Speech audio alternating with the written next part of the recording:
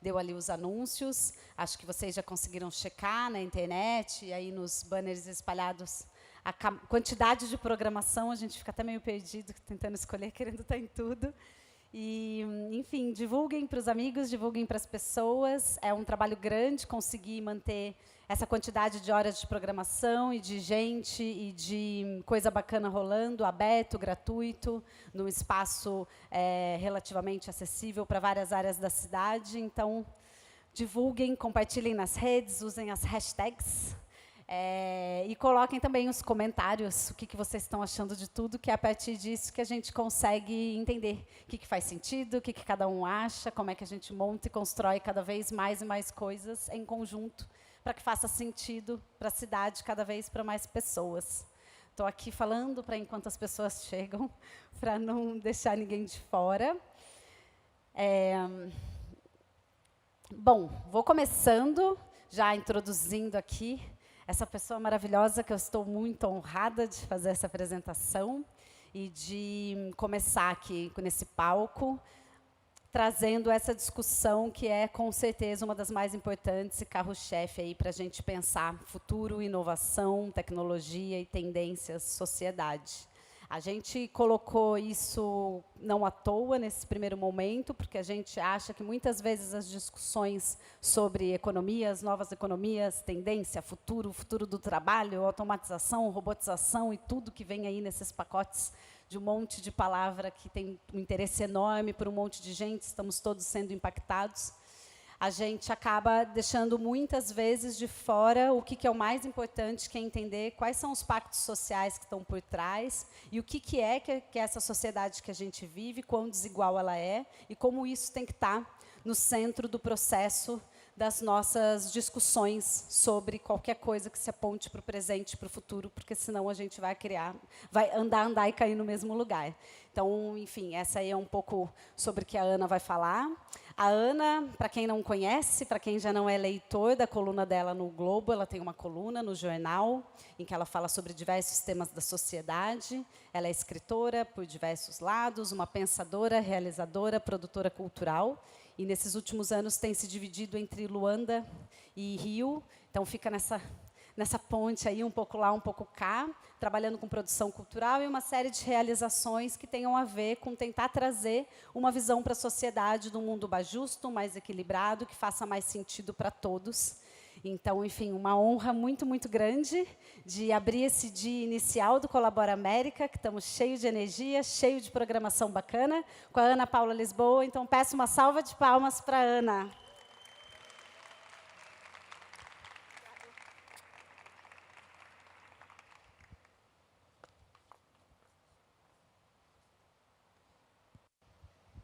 Oi, alô, bom dia.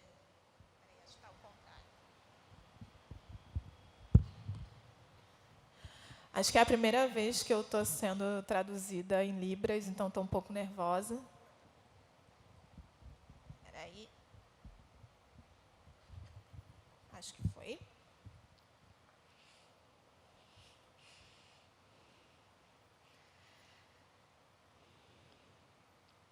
Queria, então, primeiro agradecer a presença de vocês hoje, essa sexta-feira nublada, depois de um temporal nessa cidade. Eu sei como cariocas não gostam de dias nublados, eu também não. E ainda mais nessa cidade, nesse estado, nessa cidade, nesse país, nesse momento. Então, acho que é cada vez mais importante agradecer a presença de quem continua forte para sair de casa. E quando o Theo me convidou para fazer, enfim, falou comigo do Colabora América, eu já tinha participado, se eu não me engano, em 2015 ou 2016.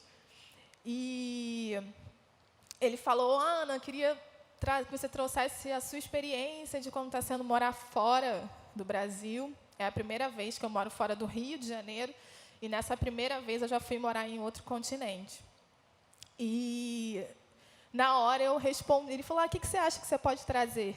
Na hora eu sabia o que eu deveria trazer, porque pelo menos nesse 1 ano, quase 2 anos, vivendo em Luanda, Isso foi o que mais me impactou. Eu não sei quanto tempo eu vou morar lá, não tenho uma previsão, estou vivendo, e não sei se outras coisas vão me impactar, mas isso, com certeza, foi a coisa mais forte. Então, onde você guarda o seu privilégio? Espera aí, que a gente tem um... A primeira vez que eu vi o privilégio, eu devia ter uns 8, 9 anos. Eu morava no Morro da Formiga, no Engenho Novo... Desculpa, eu morava no Morro da Formiga, na Tijuca, ali na Conde de Bonfim. E eu estava indo à praia com minhas tias, primas. Meu pai gostava muito de levar a gente na Praça dos Cavalinhos, não sei se alguém conhece, ali na Tijuca também, na Avenida Maracanã. E eu lembro de ficar com minha irmã, meu irmão, brincando na grama, na areia, mas a praça não tinha uma conservação tão boa, hoje está até melhor. E aí um dia eu estava indo à praia com a minha família, eu era muito nova, eu não tenho muita noção exatamente de qual praia a gente estava indo, mas hoje, pensando, provavelmente a gente estava passando pelo aterro do Flamengo. E eu lembro de estar na janela do ônibus, olhar o aterro do Flamengo e ver aquela grama certinha, assim, verde, exatamente toda do mesmo tamanho, e olhar para aquela grama e pensar, que estranho, por que a grama da pracinha onde eu brinco não é assim? E essa foi a primeira vez que eu me senti desprivilegiado.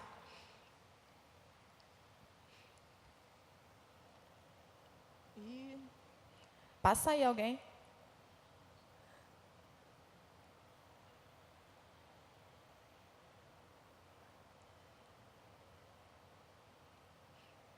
Tá indo não, passa aí alguém. Pausa no meu tempo, hein, por favor. Travou mesmo? Vou tentar de novo.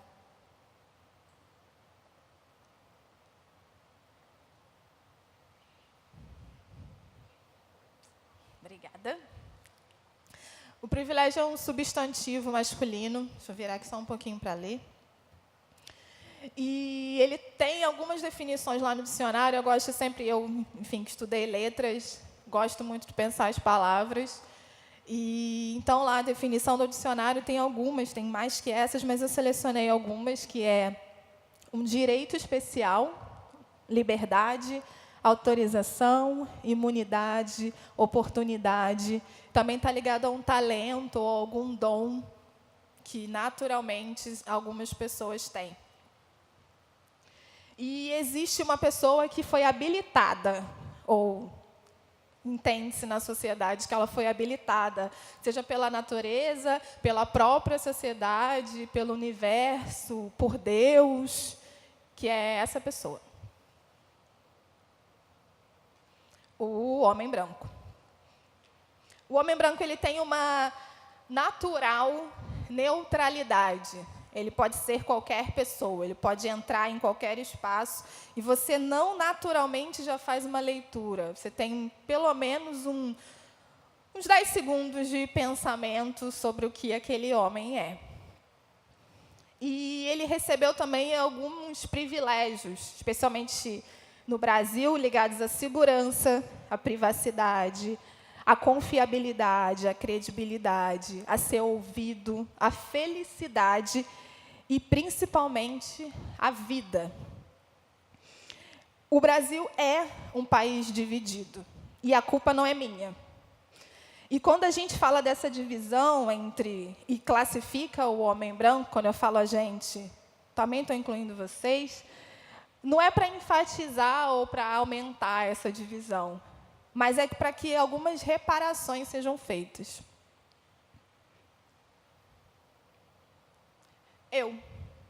Eu sou o oposto ou o complementar do homem branco.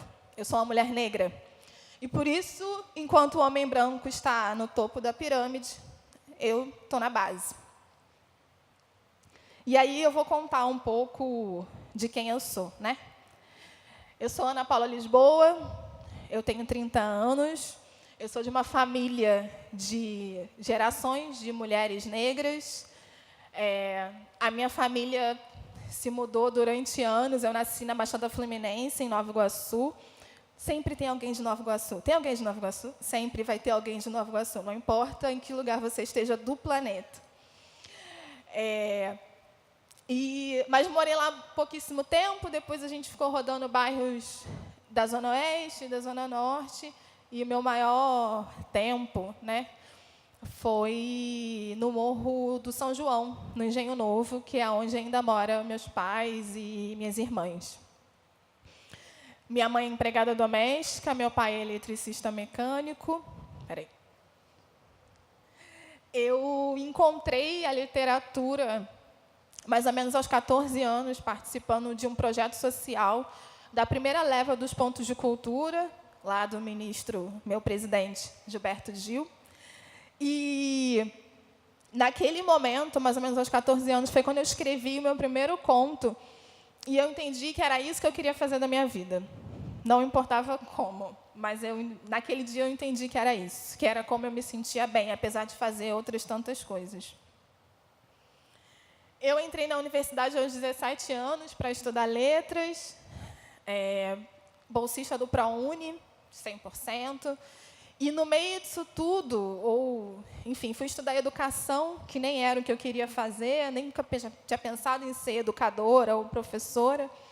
E, quando eu entrei, eu me apaixonei por educação e também entendi que isso era um ponto decisivo de mudança, a minha mudança e a mudança também de outras pessoas.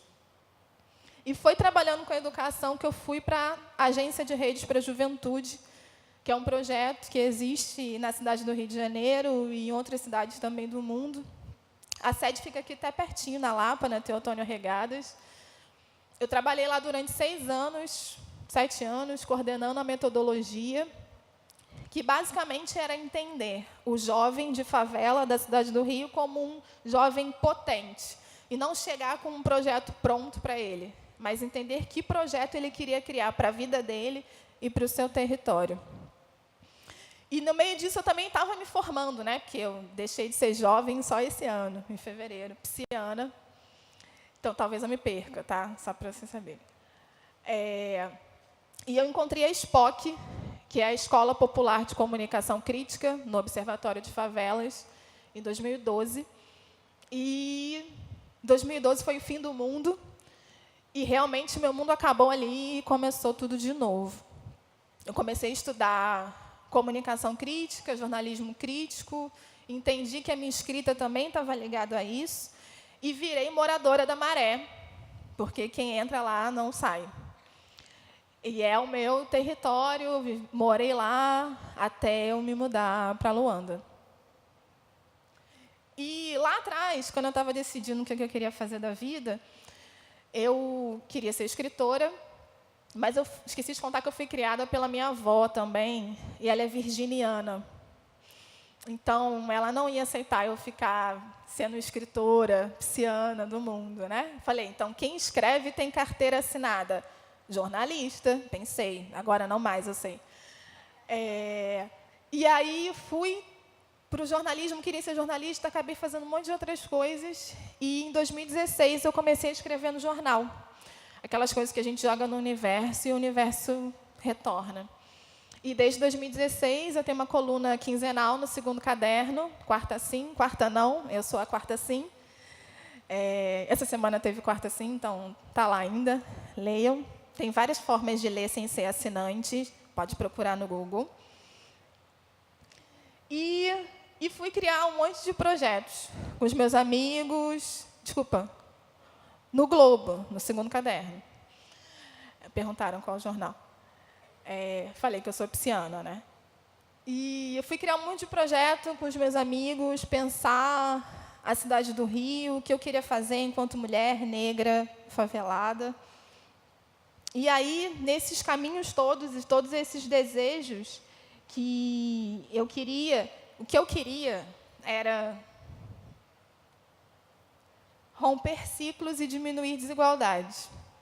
Eu entendi que eu precisava para mim e para os outros, na verdade, primeiro para mim, até quando falam sobre, Ana, como você me representa, a sua fala, o seu lugar, eu penso sempre que eu estou fazendo isso porque é isso que dá sentido à minha vida, e que bom que o que eu faço para dar sentido à minha vida dá sentido à vida de outras pessoas também.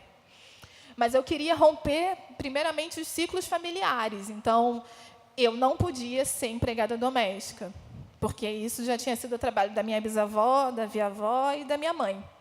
E elas me criaram para romper esses ciclos. Eu não podia estar em relações afetivas em que eu não me sentisse bem ou que eu não fosse feliz, porque isso já era a trajetória de muitas mulheres dentro da minha família. E depois que eu entendi isso, como é que isso que eu fazia, o que eu queria dar sentido à minha vida, contribuía para diminuir as desigualdades no lugar onde eu estava, na favela, na cidade do Rio, no estado e, enfim, no mundo. E aí, foi aí que eu cheguei a, por favor, Angola. Eu mudei, todo mundo pergunta, mas por que você foi? E eu sempre respondo, mas por que não ir? E também sempre questiono se, quando alguém vai morar na Inglaterra ou em Nova York, as pessoas perguntam, mas por que você foi? Ou não entendem isso como uma oportunidade imperdível. Para mim, foi uma oportunidade imperdível. Poder retornar, de alguma forma, a um lugar que depois eu entendi que nem me pertencia, mas que hoje me pertence pela minha própria vivência. Eu não pensava muito sobre a diáspora, ou não trazia ela, talvez, da minha forma militante. Sempre me entendi como brasileira, e gostava e gosto disso, mas foi em Angola que eu me entendi ainda mais como brasileira. Eu pensava que uma coisa muito bonita foi chegar e ver as propagandas, a televisão. Eu ficava horas vendo televisão e vendo todas aquelas pessoas pretas em todos os programas, em todas as propagandas. Isso me confortava muito, de pensar que tinha um lugar em que eu podia andar na rua e o meu corpo já não dizer coisas, mas que o meu corpo era quase neutro, já que a maioria da população também é negra. E eu pensava também que, de alguma forma, nós éramos iguais. E foi só estando lá que eu entendi que não, nós não somos iguais. Apesar de termos tons de peles parecidos, de termos também uma história de colonização portuguesa, nós não somos iguais. E isso não é um problema. E eu acho que isso é importante para entender também, para quem é brasileiro, que nós não somos iguais e que isso não é um problema. Eu sou brasileira, em Angola, e eu não tenho as pressões sociais, as pressões familiares, e o que me dá uma liberdade gigantesca para criar. Lá o meu corpo é quase neutro. Eu não sou uma periférica, que eu moro no centro. Quando eu falo, as pessoas me ouvem, elas validam a minha experiência. Em Angola, eu sou quase um homem branco. E foi aí que eu entendi o meu lugar de privilégio. E aí, entendendo esse lugar, quando enfiaram um dedo na minha cara e disseram para mim, você é brasileira, você pode andar com o seu cabelo natural, e as meninas aqui não podem, porque elas são olhadas feias, mas você é brasileira. Ao invés de brigar e de rebater e de falar, não, mas eu sou brasileira, mas eu sou favelada, eu sou periférica, lá a polícia quer me matar, eu parei para ouvir e entender o que eu podia fazer, então, com esse meu privilégio. Pode passar. Primeiramente, não é sobre abrir ONGs. O Brasil está cheio delas. Eu entendi, na verdade, eu já tinha entendido que o lugar do privilégio não é sobre a sua ação maior, mas a sua ação no dia a dia. Como é que, no dia a dia, você desconstrói e reconstrói essa pessoa que você é, privilegiada. É ouvir, é viver junto, é perguntar, é se posicionar, é não estar neutro, é olhar para o lado e se perguntar, por favor. Quantos pretos? Quantos pretos estão no seu local de trabalho? Quantos pretos estão no restaurante que você vai? Quantos pretos estão no seu lugar de afeto? E eu não estou falando da sua babá ou da empregada que trabalha anos na sua casa e é quase da família. Eu estou falando de olhar para o lado e se perguntar de verdade. E se perguntar e questionar as outras pessoas, porque acaba que esse sempre é o nosso lugar, se perguntar. Quando eu, enfim, a partir do momento que eu comecei a acessar certos espaços, era muito comum me ver sozinha. E a solidão da mulher negra não é só a solidão afetiva, é a solidão acadêmica, é a solidão de chegar num restaurante para tomar um vinho e você ser a única negra. São muitas solidões. E também no seu trabalho, quantos negros estão no lugar de chefia? Você já teve algum chefe negro? Você já parou para pensar sobre isso? É importante criar cotas, sim. É importante ter prioridade, sim.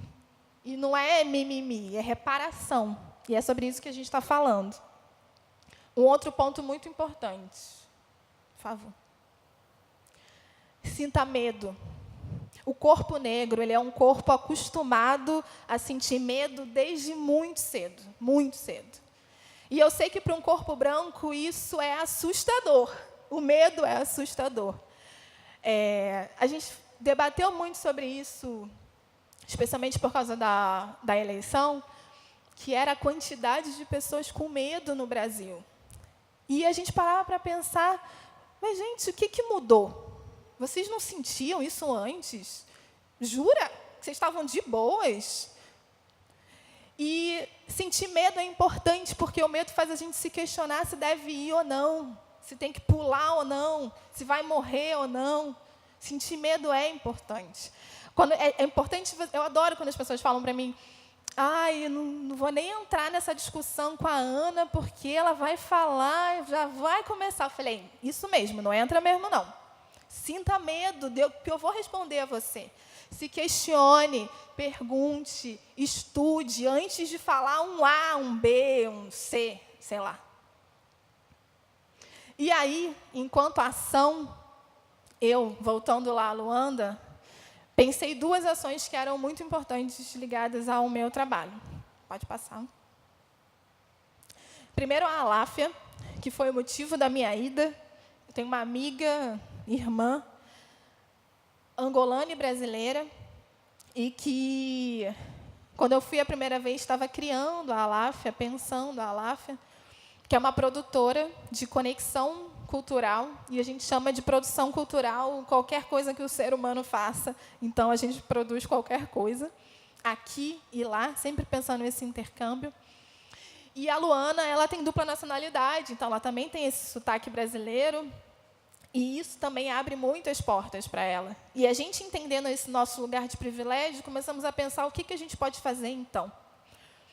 Por exemplo, aqui no Rio, a gente tinha uma prioridade de sempre trabalhar com pessoas negras, em sua maioria, quando fosse criar qualquer quadro de trabalho. Em Luanda, é mais difícil, porque, já que todas as pessoas são negras, né, você ocupa todos os espaços. Mas o racismo e a desigualdade, eles são muito sutis. Às vezes, quando você acha que já resolveu aqui, você olha um pouco mais e não está resolvido. Então, ainda que em Luanda sejam todos negros, os mais pobres são os que têm a pele mais escura. Os que estão na televisão são os que têm a pele mais clara. Então, quando a gente começou a trabalhar lá, a gente pensava, vamos trazer sempre as pessoas retintas, vamos pensar sempre quem não mora no centro, quem está mais afastado, que tem menos oportunidade de trabalho. Quando a gente fosse criar algum evento cultural, pensando produções culturais que não fossem do centro, e aí, pensando isso, pensar a especificidade do horário, porque o transporte público lá é muito ruim. Então, não dá para você fazer um trabalho para uma apresentação que termine 1h da manhã, porque a pessoa não vai chegar em casa. Então, como é que a gente ajusta isso para poder realmente as pessoas que não são dali, que não moram do lado, que não mora em Botafogo, que não mora no Leblon, como é que elas chegam na fundição? Qual é o horário, qual é o tempo, qual é a logística? Tudo isso é pensar em diminuir a desigualdade. E a desigualdade no Brasil tem cor, ela é preta. E enquanto a gente não entender isso, a gente vai continuar replicando e achando que resolveu, mas sempre pode olhar um pouco mais. As camadas, elas são muito profundas. E, para terminar, na verdade, é algo que eu já disse. Eu sinto muito dizer, mas nada no Brasil vai poder ser construído até que a gente enfrente a escravização e os seus desdobramentos com coragem e com disposição. Obrigada.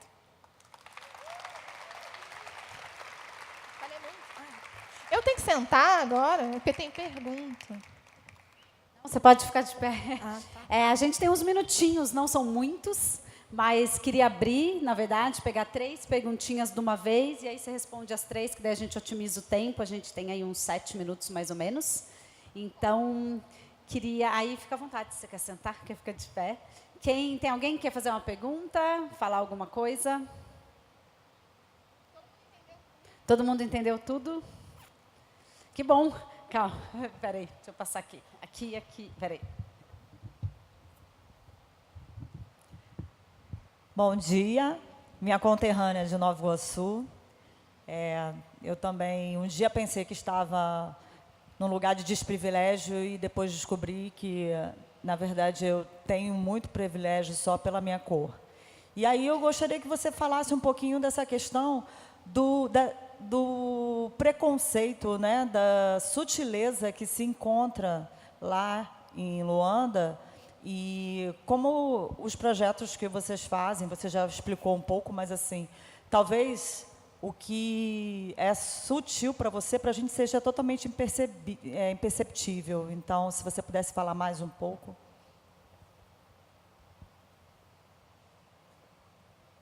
Eu queria saber quanto tempo você está em Luanda, e também como é estar fora do Brasil nesse momento.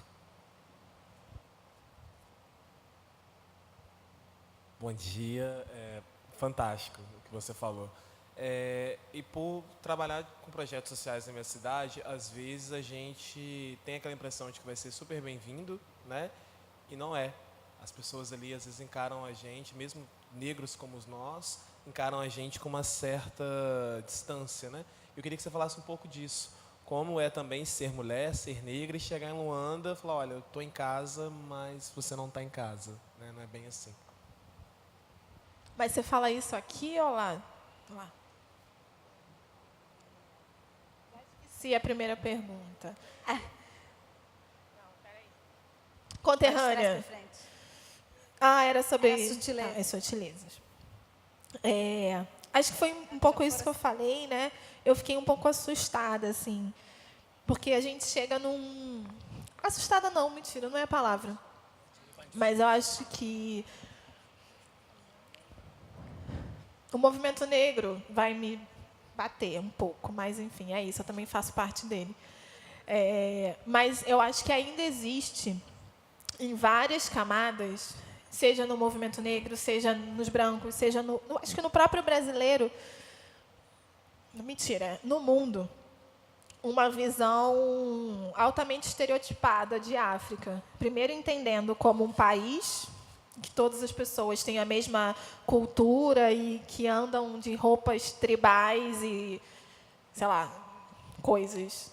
Tem uma história de um amigo meu, que eu amo, assim, o Bona, que é músico, lá de Luanda, que ele falou que uma vez eles foram para algum lugar, não lembro, fazer uma viagem com a banda, ele tem uma banda de rock, e aí eles chegaram no aeroporto, e aí tinha um cara para receber e falou, os angolanos, mas cadê os angolanos? Mas estamos aqui, somos nós os angolanos. Aí eles, são vocês? Uma cara de decepção, assim, ele queria que a gente chegasse, né, com um vestido de tribo, ou alguma coisa nesse sentido, porque já tinha uma visão estereotipada do angolano. Então, eu acho que, quando a gente chega, eu acho que tem que ter uma abertura muito grande para não esperar nada, e entender o que você vai encontrar estando lá. Luanda é uma cidade muito grande, é uma metrópole, é uma capital, uma das maiores capitais, uma das maiores cidades de África. É uma mistura de Rio e São Paulo, eu acho, assim, porque tem umas coisas meio empresariais e, ao mesmo tempo, tem a ilha, tem o mar e tem também uma leveza. Então, por isso também, óbvio, foi muito fácil de me adaptar. Nas produções que a gente tem, eu até esqueci de falar, tem a Aláfia, e nesses encontros, eu estou há quase 2 anos, e a gente acabou encontrando outras pessoas que também faziam cultura no mesmo sentido, assim, né? Que tem produções muito grandes, estilo Rock in Rio, e tem também quem faz cultura na base. E a gente entendeu que a gente queria trabalhar com essas pessoas. Então, agora, em dezembro, a gente está abrindo uma casa, que é a Casa Rede, para trabalhar em rede mesmo, com pessoas que fazem cultura mais ligada à base, pensar conexões internas e externas, até porque a Aláfia pensa muito o Brasil. Enfim, criar um monte de coisa junto, pensando quem faz para a base. Porque acho que caiu agora no ranking, mas Luanda era a capital mais cara do mundo. Tem um custo de vida muito alto. Então, quem tem um custo de vida muito alto não pode se dar o luxo de pagar ingresso, né? Então, a gente pensa produções que caibam também em outros bolsos, que não são, enfim, tão caras. Então, acho que é um pouco esse trabalho da nuance, assim, que eu acho que é quem eu sou, né? Eu acho que eu estou replicando um pouco da vivência, da experiência aqui do Rio também e de outros lugares. A outra pergunta, além do tempo. Como é estar fora do Brasil? Olha, eu não sei. Porque, por exemplo, eu corro dos brasileiros em Angola. Eu não tenho amigos brasileiros em Angola. Além da minha amiga e mais umas 2 pessoas, assim. Uma que mora em Benguela, uma em Luanda. Mas é muito difícil. Porque, por exemplo, no primeiro turno, em Angola, o Bolsonaro ganhou com 76%. No segundo, com 82%. E eu fiquei... É muito louco, porque eu estava aqui, né, eu votei. E aí, meus amigos que ficaram me mandando as notícias, e eu falei... Eu ficava me sentindo um pouco mal, assim, de ficar fugindo. Não ficava fugindo, mas eu não ia em eventos brasileiros, eu não tinha muita paciência para lidar com essas pessoas muito privilegiadas, que moram em áreas muito ricas da cidade e que são muito racistas e que pagam absurdamente mal os seus funcionários. Eu não tenho estrutura, não tenho estômago para lidar com essas pessoas. E aí eu ficava pensando, a maioria deles são brancos, que estão lá, Odebrecht, Petrobras, já teve muito mais, mas ainda tem muita gente, e tem histórias assim horríveis. E aí, quando meus amigos mandaram as notícias dos números, né, eu falei, entendi, então agora eu não preciso nem mais me sentir culpada. Que ótimo, realmente, é isso. Ao mesmo tempo, é muito difícil estar longe, né? Porque os meus amigos estão aqui, a minha família está aqui. Cada notícia de operação policial na Maré, eu quero cortar os pulsos, porque aqui eu já não posso fazer nada, lá eu posso fazer menos ainda. Então, é uma preocupação assim, muito grande. E, não sei, ao mesmo tempo, eu acho que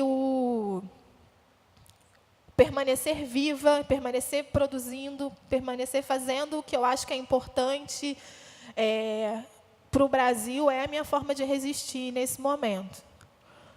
Com uma saúde mental boa, pensando o país, tendo propostas, dialogando com os meus.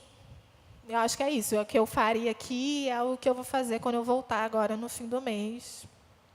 Enfim, espero que dê tudo certo. E esqueci também.